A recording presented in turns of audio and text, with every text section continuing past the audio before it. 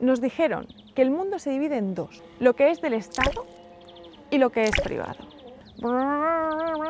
Pero se olvidaron de la tercera vía, la que siempre estuvo ahí. Si nunca has oído hablar de esto, presta atención, porque hay un punto ciego en el mapa.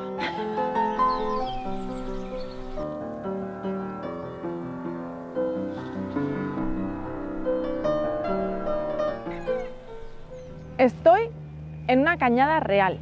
Es un camino que colinda con la finca de Almenara, pero realmente también es del ayuntamiento. Las lindes no están claras. Lo que sí que está claro es que es un terreno comunal.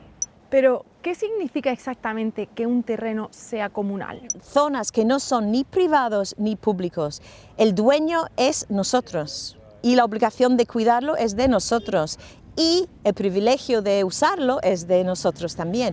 El concepto de que hay cosas que pertenecen a todos no es nuevo. Ya en el antiguo Egipto y en el Imperio Romano existía el derecho de los comunes. En el año 535 después de Cristo se consagra legalmente la res communes y se establece que por ley natural el aire, el agua que fluye, el mar y las costas son comunes a toda la humanidad.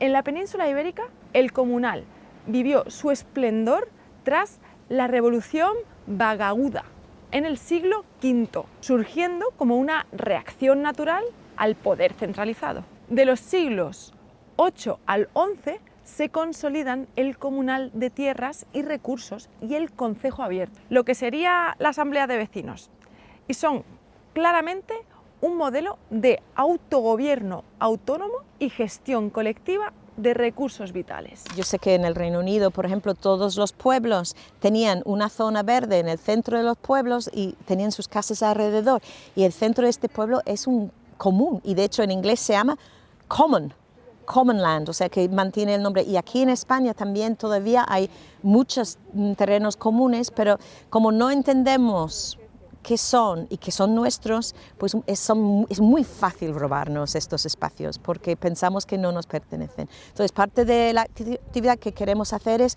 recuperar estos espacios a través del cuidado. No es mío, no es tuyo, es de todos, ¿no? Y todos participamos en generar y cuidar estos espacios.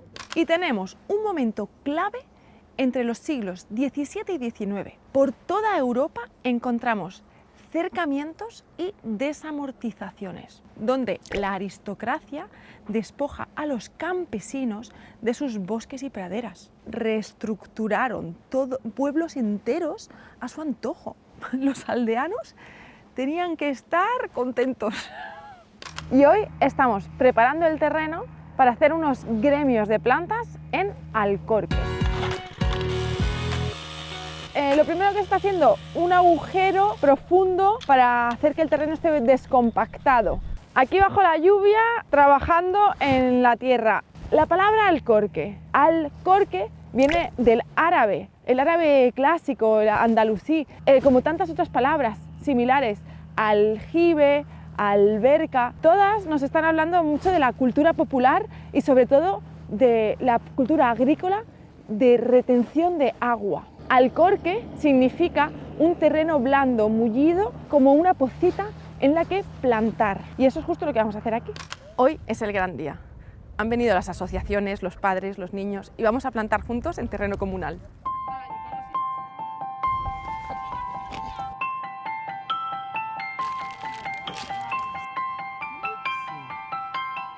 Y ahí va tú, algarrobito. Perfecto. Aquí hay una ladierna y nos falta el durillo, que además es el más grande. Bendita redundancia. Estamos creando unos alcorques de asociación vegetal en un espacio de asociación vecinal. Ampadrinar un alcorque, apadrinar o amadrinar, con un gremio de árboles plantados y con un diseño así sintrópico permacultural. Y ahora, en vez de poner solamente una planta en el alcorque, vamos a poner muchas. Las plantas se organizan por estratos. Hay plantas que van a ser más altas. ¿Cuáles son las más altas? ¡Los árboles! ¡Sí! ¡Yeah! Lo estamos haciendo con vecinos y vecinas de esta zona. Concretamente está sembrado por los niños y niñas del colegio Los Molinos, aquí de Vejer de la Frontera. Y puedes ver aquí los nombres de los diferentes niños que han participado en la siembra de este alcorque. Bueno, si quieres te llevo a otro alcorque. Hay 12 alcorques, familias que han querido ocuparse de, bueno, disfrutar primero la plantación y luego ayudarnos a cuidarlo. Y aquí tienes una familia comprometida y, ¿has visto? Encantada. Este alcorque se llama Alma por esta pequeñita Alma que está aquí, solo duerme si mueve la madre, así que... Los padres son ellos. Sí. Ah, los padres son ellos. Sí. Muy bonito. Lo cuidará Alma. Nuestra niña. Vendremos, yo es que vengo a Ven. pasear aquí casi todos los Sí. días.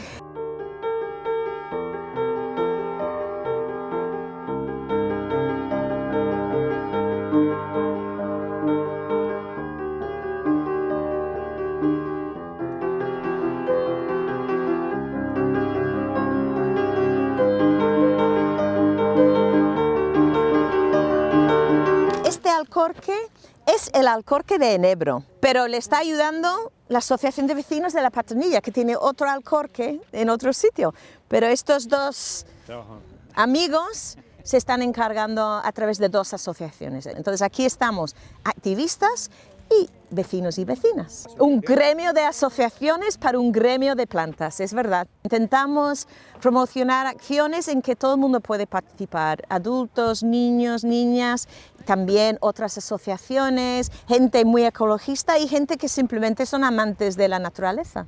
En el año 1855, en España, con la desamortización de Madoz, se vendieron entre 12 y 17 millones de hectáreas de tierras comunales. A partir de 1968, estas acciones se ven amparadas por la ciencia, gracias al ensayo de Garrett Hardin, La tragedia de los comunes. Este lo publicó en la revista Science, ya avalándolo todo el mundo, y argumentando erróneamente que la gestión colectiva llevaba inevitablemente a la sobreexplotación, y esto influyó negativamente para los recursos comunales en generaciones de economistas y políticos. Y esto no es desmentido hasta que entre 1990 y 2009 Elinor Ostrom hizo evidente el engaño. Ella dedicó su vida a demostrar que Hardin se equivocaba y tras estudiar cientos de casos reales, demostró que las comunidades pueden gestionar sus recursos de forma eficiente y sostenible sin el Estado ni el mercado de por medio. En 2009 se convirtió en la primera mujer en ganar el Premio Nobel de Economía, gracias a este trabajo. Gracias, Elinor, por devolverle a los comunes el lugar que merecen.